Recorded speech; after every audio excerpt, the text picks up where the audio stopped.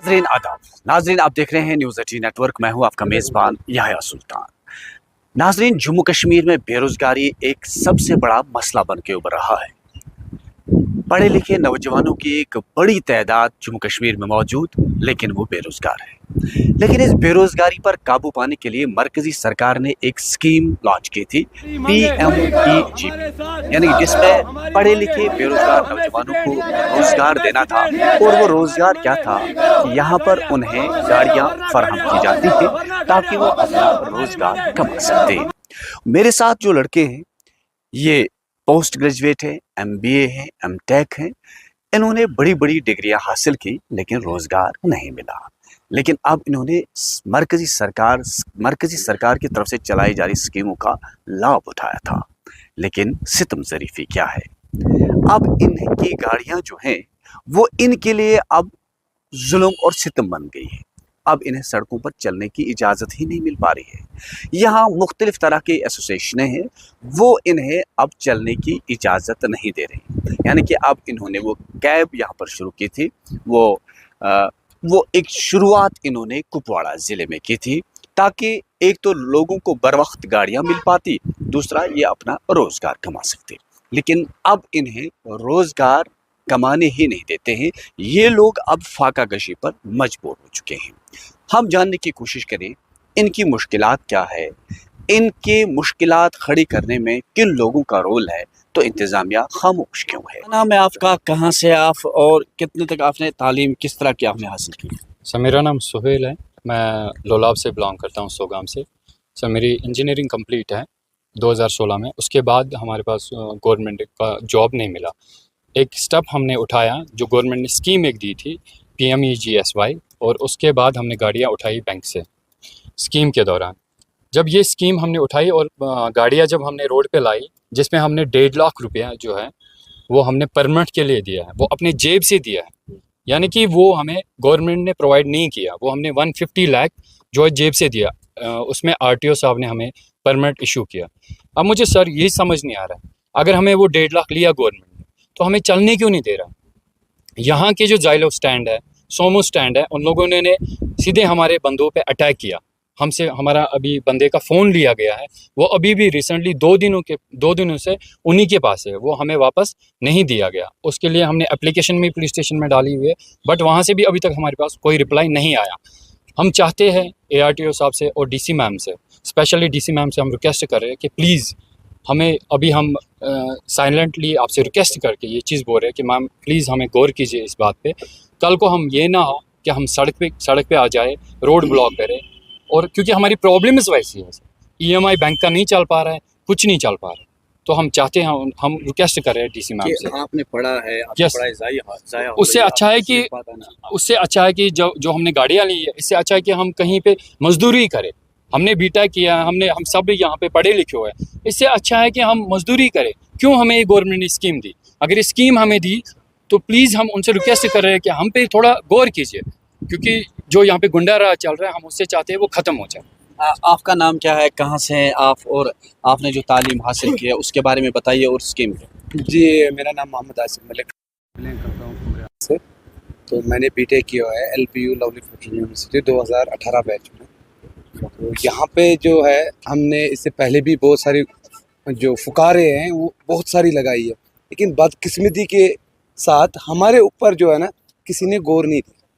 तो उसकी वजह से जब हम ज़्यादा ही परेशान हो गए, उसके बाद हम DC मैम के पास गए। तो मैम ने हमें एक अथवाजन दिया था कि आपको हमने स्टैंड प्रोवाइड किया है, जो मैक्सी कैब है रिजीपोरा में, जो स्विफ्ट वालों को दिया। तो जब हम वहाँ पे गए तो वहाँ पे भी बदकिस्मती की वजह से हमें निकाला गया। तो उसके बाद DC मैम के पास हम वापस आ गए। DC मैम ने बताया आप ARTO के पास जाओ, वो आपको जो ये है एग्जामिन करेगा आपका जो ये मसला है। लेकिन जब हम ARTO के पास गए, इससे पहले दूसरा ARTO थे, उसके पास कम से कम हमने 1000 चक्कर लगाए, लेकिन उसने ना हमारी जो बातें हैं मतलब ये सोचता तो लाइटली ले लिया। बोला ये है क्या, ये है कौन, वो 250 है, ये 40 है। अब हमारा जो मुतालबा है, हमें स्टैंड प्रोवाइड किया जाए ताकि जो हमारे घर वाले हैं, हमारे ऊपर हैं, हम अपनी जो रोज़मर्रा की ज़िंदगी है आराम से बिता पाए। क्या नाम है आपका, कहाँ से है आप, किस तरह की डिग्री आपने हासिल की है, क्यों परेशान है आप? सर मेरा नाम हैदर सजाद है। मैं सोगाम से बिलोंग करता हूँ और मैंने ग्रेजुएशन हासिल की है रिसेंटली 2023 में। तो बेरोज़गारी के आलम में हम भी फंस गए, तो हमने जो गवर्नमेंट ने जो स्कीम दी थी हम भी उसमें जाके फंस गए, क्योंकि हमने गाड़ियाँ ली है स्कीम पे ताकि हम अपना घर चला सके, अपना रोज़गार चला सके। उसमें भी ये मसला आ रहा है कि हमें यहाँ के स्टैंड वाले कोई चलने नहीं देता, जबकि हमने डीसी मैम से, ARTO साहब से ये गुजारिश की थी कि हमें कुछ जगह फराहम की जाए ताकि हम अपना रोज़गार कमा सकें। सरकार से यही मुतालबा है कि या तो हमें कुछ राहत मिली या हमारी ये गाड़ियाँ जो है वापस ले लें। हम इनसे तंग आ चुके हैं, हमारी गाड़ियाँ वापस ही ले लें, ना कि हमको कुछ जगह प्रोवाइड की जाए या तो स्टैंड सबको गाड़ियाँ वापस ले जाए। हमारी गाड़ियाँ जो है वो वापस ले जाए। सबको गाड़ियाँ वापस देंगे, गवर्नमेंट को गाड़ी वापस देंगे, हमें कोई फायदा नहीं है क्योंकि सफर हम लोग कर रहे हैं। इनको टस से मस नहीं हो रहा है। यहाँ की जो प्रेसिडेंट है, यहाँ के स्टैंड वाले हैं, वो तो मतलब गुंडे बन गए। वो तो डंडा लेकर सुबह गाड़ी के सामने आ जाते हैं, मारते हैं हमारे बंदों को। हम नहीं चाहते। हम बोलना चाहते हैं सरकार से कि हमारी गाड़ियाँ जो है वापस ले लो। अगर हमें गवर्नमेंट जॉब भी प्रोवाइड नहीं कर रहे हो तो हमारी गाड़ियाँ वापस ले लो। हम कहाँ से पे करेंगे, कहाँ पे हम दे देंगे? बैंक वाले भी हमें नहीं छोड़ रहे। बैंक वाले क्या नाम है आप? सजाद अहमद खान। क्या मसला है? सर मसला ये है कि यहाँ पे बेरोज़गारी ज़्यादा हुई थी क्योंकि पढ़े लिखे नौजवान थे। फिर हम प्राइम मिनिस्टर नरेंद्र मोदी का शुक्रिया अदा करते हैं कि उन्होंने जो स्कीम निकाली थी बेरोज़गारी ख़त्म करने के लिए। इसमें से कुछ ड्राइवर हजरात ने जो गाड़ियाँ निकाली थी, तो इन पे पहले हमारे को 2024 में इनका ये स्कीम निकाला गया था, तो उसमें सब्सिडी पे गाड़ियाँ प्रोवाइड किया था हमारे को। तो बदकिस्मती से 1 साल से सब्सिडी भी नहीं मिल रहा है। किसी को लोन पे 21,000 माहाना किस्त भरना पड़ता है, वो भी भरपाई नहीं हो पा रही है।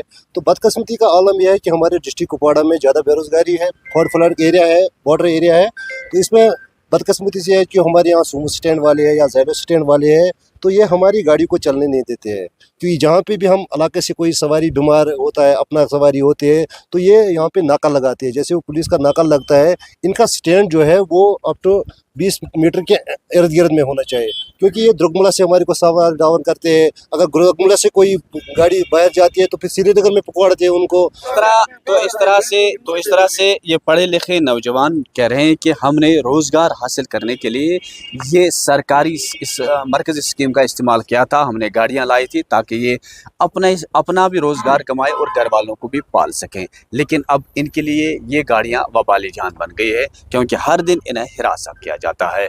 तो इन लोगों की उम्मीद यही है कि डिप्टी कमिश्नर कुपवाड़ा और SSP कुपवाड़ा और ARTO कुपवाड़ा इस बात का संजीदा नोटिस लें ताकि इन पढ़े लिखे नौजवानों को रोज़गार मिल सके और इन्हें इस मुश्किलात से हमेशा के लिए नजात मिल सके। नेटवर्क 18 के लिए याया